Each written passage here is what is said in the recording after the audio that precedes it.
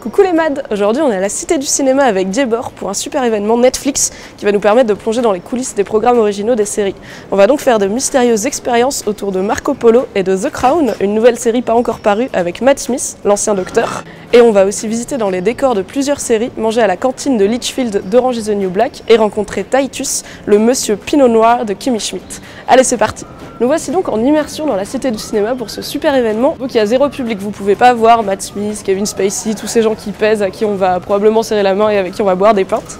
Comme vous pouvez le voir, il y a une série de caissons ici, très mystérieux, dans lesquels se passent les interviews avec les décors des séries recréées et aussi les fameuses expériences qu'on va faire tout à l'heure. Et tout au bout, il y a la cuisine d'Orange is the New Black où on va aller manger dans les vrais plateaux de Litchfield, mais a priori pas des tampons usagés parce qu'ils sont quand même sympas chez Netflix. On arrive à Litchfield, allons-y. C'est un peu plus calme, déjà il y a beaucoup moins de bagarres et il n'y a pas Pornstache donc on est content. On aurait dû embaucher Fab pour faire Pornstache. Et il y a des serveuses qui sont habillées comme les inmates de Orange is the New Black, donc on est pas mal. Et apparemment on mange bien, de ce qu'on m'a dit. Un peu déçu de ne pas avoir l'outfit, j'aurais dû l'emprunter à Jean-Monique qu'il avait à la grosse stuff spéciale série télé. Tout pareil, toutes les mêmes règles, on n'a pas Red pour nous faire du poulet rôti mais ça ne saurait tarder à mon avis, je serais bien qu'elle soit là. Donc ici Netflix a installé un mur dédié au face swap pour pouvoir face swap avec les héros de ses séries préférées.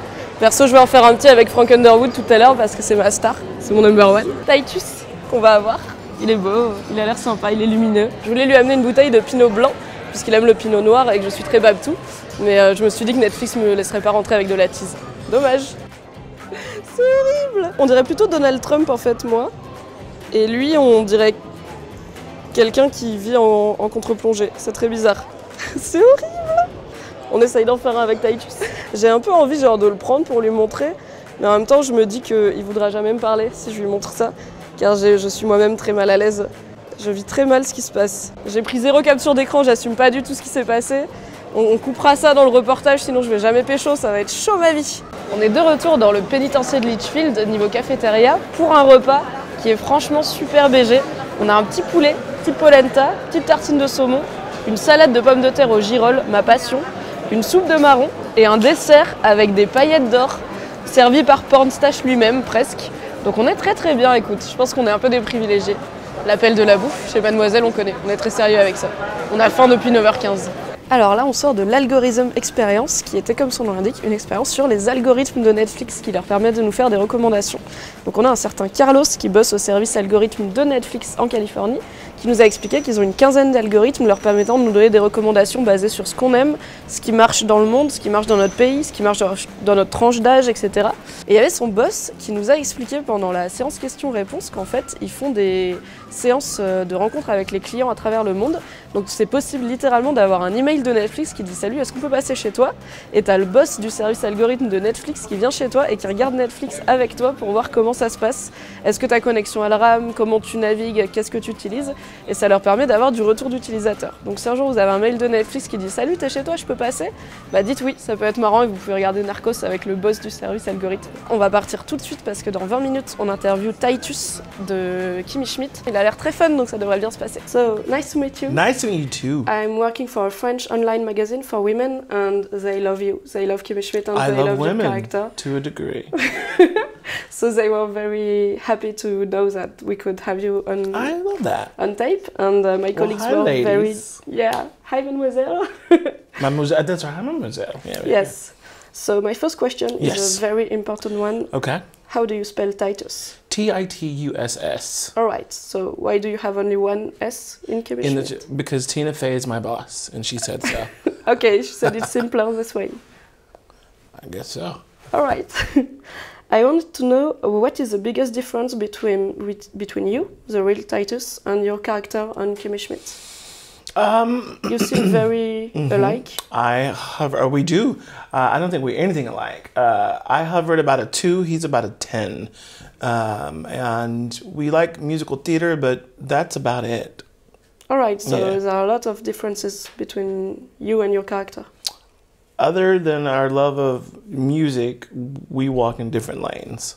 Alright, so how did you work to create him and to impersonate him? Well, I just, Titus is sort of the embodiment and culmination of a lot of people I know. including myself and to a certain degree, but you know, the struggle of living in New York, the struggle of paying bills, the struggle of finding love, those are all very common themes. So, and then once they showed me the costume renderings, I knew exactly how he acted, you know, so that's how I found out.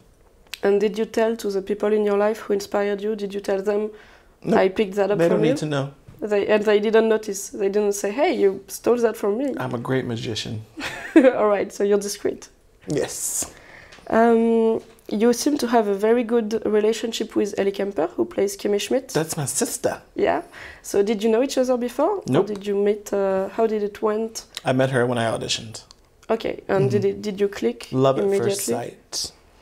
And how did you manage to put this alchemy and this friendship on screen? Was it hard or was it natural? No, when you have offstage chemistry, you just carry that on into your work environment, and it sort of spills over into our on-screen friendship. But she is a doll, and I think she's a comic genius. Yeah, and she makes me very happy. Oh, that's nice. Yeah. You seem to have a lot of fun on the show, and is it as fun as we can expect from the outside? It is as fun to make as you guys say it is to watch. Oh, great. Yeah. You mentioned in Kimmy Schmidt a little bit of racism, and you're a black man in entertainment. How does it feel? Did you ever have any issues related to that, or was it okay for you? As a black man, did I have issues with racism in entertainment? Yes. I don't know that I've experienced outright blatant racism. And if I have, I didn't know about it. But I certainly have experienced, that's not true. There are certain shows on Broadway that will only cast white people, where the show is non-race specific, or the plot has nothing to do with race. And that's frustrating, because I think if you can tell a story, you should just be allowed to tell a story. And if it is not race specific, if the plot isn't dancing around race itself, then anybody should be able to play it. Alors là, on sort de l'interview de Titus, et c'est ce qu'on appelle une junket. Donc c'est une interview où il est posé, tout est déjà installé, ils me mettent juste un micro et c'est parti. Et il a dit « Hey mademoiselle » à la caméra. Donc je pense pouvoir dire que je mérite un triplement de salaire. Fab, si tu m'entends. On va faire la Marco Polo expérience. On sait pas du tout ce que ça va être, sauf qu'ils m'ont demandé si j'étais prête à faire des cascades. Je me suis cassé la cheville en tombant d'une marche comme ça. Ça va être tip top. Au grand dehors, qu'est-ce qu'on va faire? Jean-Michel pas prête, c'est moi. 3, 2, 1, action!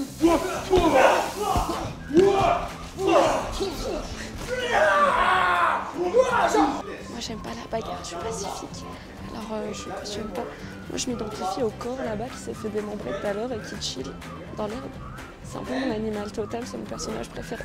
Donc je vais pas le faire. 3, 2, 1, action! Look! Look! Punch! Good! Back to back, and go!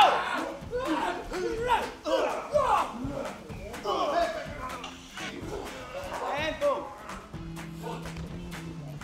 And up!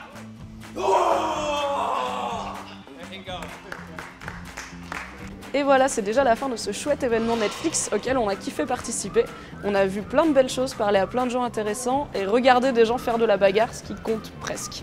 Je vous dis à bientôt, je retourne binge-watcher Unbreakable Kimmy Schmidt saison 2 en attendant The Crown, et je sais pour qui je vote aux prochaines présidentielles. Bisous. Un stage qui est trop gentil, tu donnes ton petit dessert aux framboises à la fin.